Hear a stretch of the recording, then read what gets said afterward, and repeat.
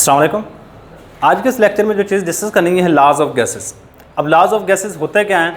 Basically यहाँ पे आपकी इस चैप्टर में गैसेस लॉ की बात की जाए तो 5 लॉज हमने डिस्कस करने हैं। बॉयज़ लॉ जो आपने पहले 9th क्लास में पढ़ा हुआ है, चार्ल्स लॉ वो भी आपने 9th क्लास में पढ़ा हुआ है, लेकिन 3 लॉज ऐसे होंगे जो कि आपने 9th क्लास में या इससे पीछे नहीं पढ़े हुए।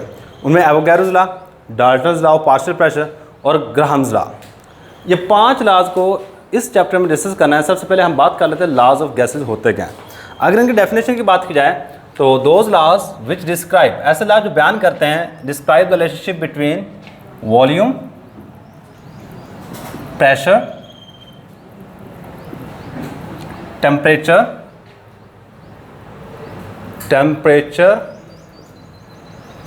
and number of moles of gas and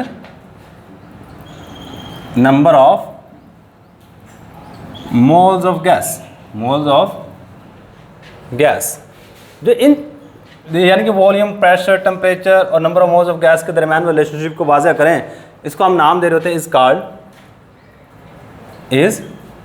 called laws of gases. Laws of gases. तो मुझे अगर यहाँ पे देखे जाए टोटल लॉज हमारे पास जो यहाँ पे इस चैप्टर में डिस्कस करने हैं, उनमें सबसे पहला जी बॉयल्स लॉ। Boyle's law. इसके बाद सेकंड नंबर पे आएगा चार्ल्स लॉ। थर्ड नंबर पे Dalton's law of partial pressure. Dalton's law of partial pressure. Fourth number पे एवोगैड्रोस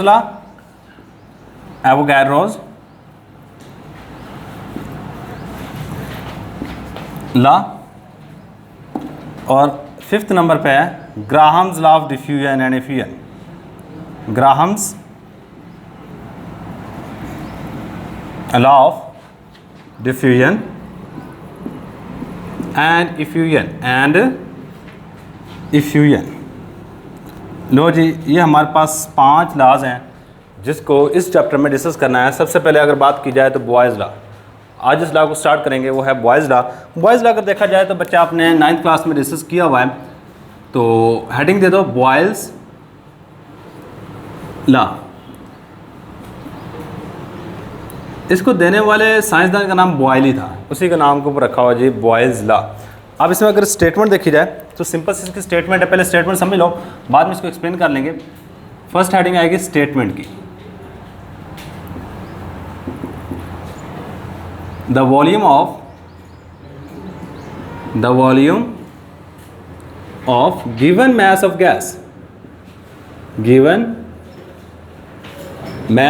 गैस, दी की गैस का जो वॉल्यूम होता है, given mass of gas is inversely proportional to,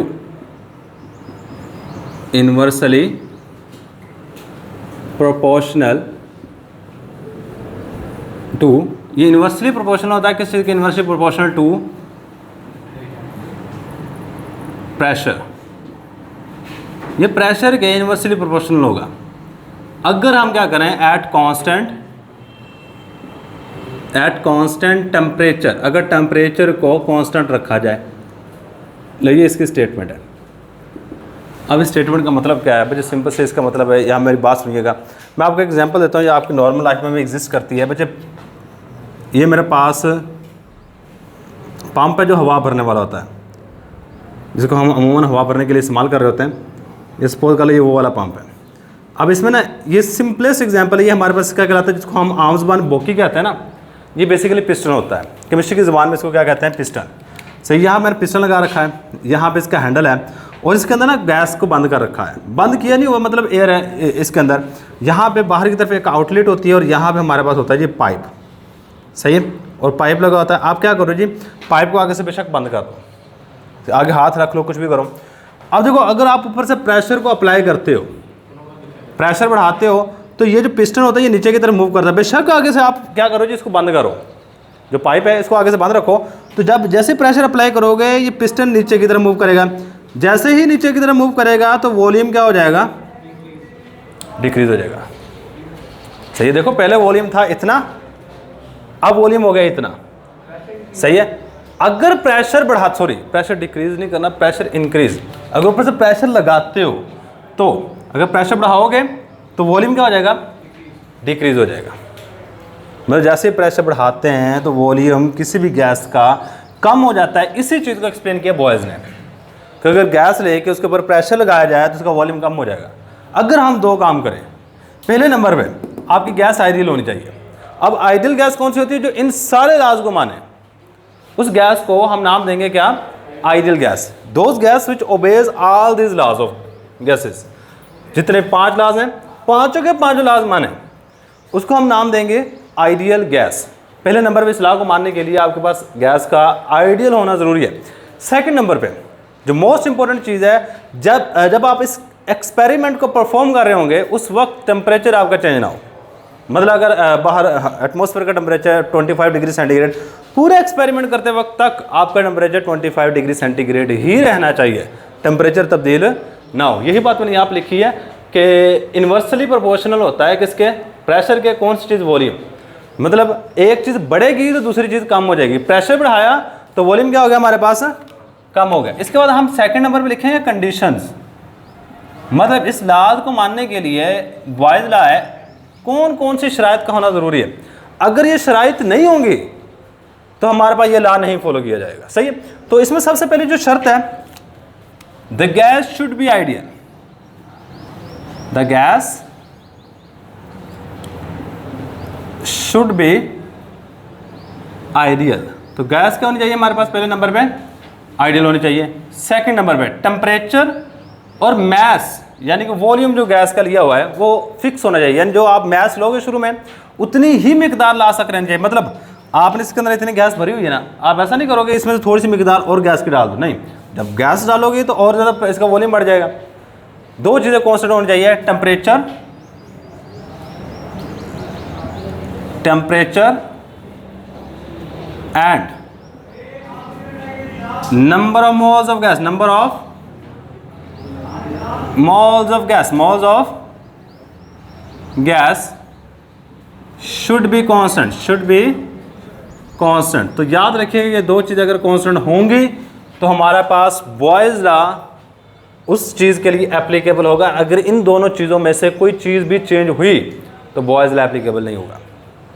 सही, वो चीज़ बॉयज़ लॉ को मानेगी नहीं। सही है। तो इसके बाद हमारे पास नेक्स्ट अगर एक और हेडिंग बनाए ना, यहाँ पर रिलेशनशिप की हेडिंग बना लो। बच्चा रिलेशनशिप मतलब बॉयज़ लॉ ने किन दो चीज़ों के दरमियान में रिलेशनशिप को वाज़ह किया। दो चीज़ें कौन कौन सी, एक हमारे पास जी वॉल्यूम और एक सेकंड नंबर पे हमारे पास क्या है, प्रेशर। इस बंदे ने कहा जी अगर आप प्रेशर बढ़ाते हैं तो वॉल्यूम कम हो जाएगा, अगर प्रेशर कम करते तो वॉल्यूम बढ़ जाएगा। मतलब ये दोनों चीज़ें एक दूसरे क्या है, इन्वर्सली प्रोपोर्शनल। तो बॉयल्स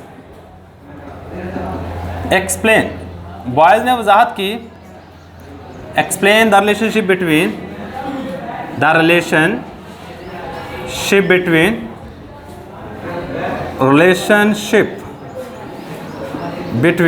बॉयज़ लॉ ने क्या कीजिए, दो चीज़ों के दरमियान में रिलेशनशिप को एक्सप्लेन किया। Relationship between pressure and volume of gas. अच्छा, इसके बाद हम नेक्स्ट चीज़ देखेंगे mathematically.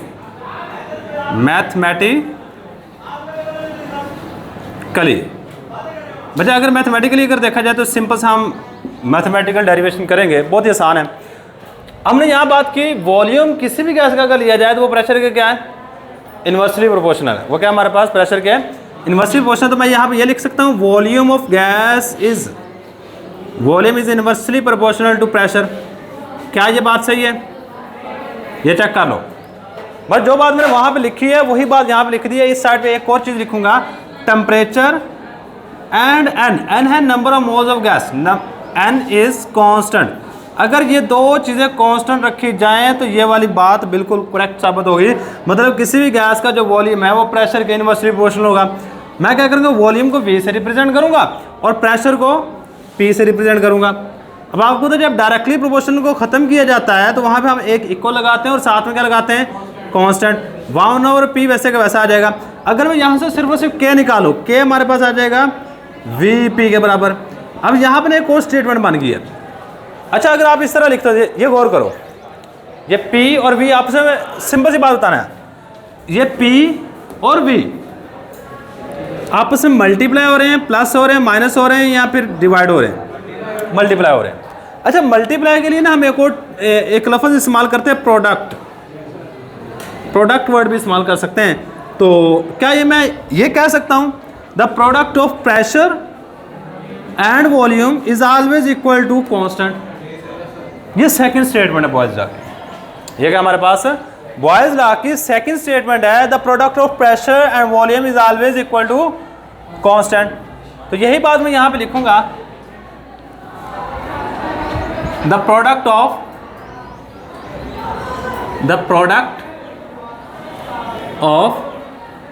pressure and volume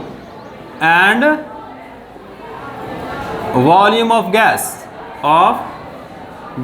is always equal to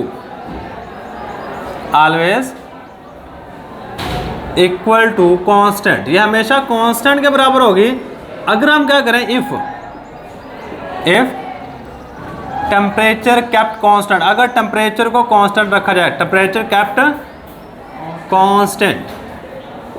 और ये बच्चे हमारे पास क्या है सेकंड स्टेटमेंट, बेशक यहाँ पर ऊपर लिख लो, ये हमारे पास क्या है सेकंड स्टेटमेंट है बॉयज लॉ की, ये हमारे पास सेकंड स्टेटमेंट आ गई। अब इसके बाद ना मैं कहता हूँ जी हमारे पास एक ही गैस को दो मुख्तलिफ कंडीशन पे अगर ले लें तो हमारे पास यही इक्वेशन कुछ इस तरह बन जाएगी, K is equal to P V और K is equal to P V. First condition के लिए मैं इनके साथ लगा दूंगा 1 1 और सेकंड कंडीशन के लिए 2 2।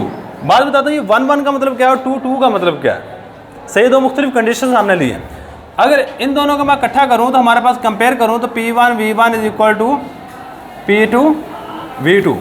ये बात आपने एक सिंपल सी याद रखनी है। यहाँ पे हमारे पास अगर देखा जाए वेयर, यहाँ पे देखो, इधर देखना, मेरी बात सुना। अच्छा जब मैंने इसके ऊपर कोई प्रेशर नहीं लगाया उस वक्त एक चीज़ प्रेशर लगा रही थी, वो कौन सी चीज़ है, हवा, एयर। वो एयर जो प्रेशर लगा रही है उसको मैंने सपोज कर लिया कि ये P1 है, और उस वक्त जितना भी वॉल्यूम था यहाँ से लेकर यहाँ तक का मैंने इसको सपोज कर लिया कि हमारे पास है V1। 1 के लिए मैं यहाँ पर वर्ड यूज़ करूँगा इनिशियल, क्या वर्ड यूज़ करूँगा, इनिशियल वॉल्यूम और इनिशियल प्रेशर। ये क्या हमारे पास इनिशियल प्रेशर है P, और ये हमारे पास इनिशियल वॉल्यूम है, इनिशियल वॉल्यूम है।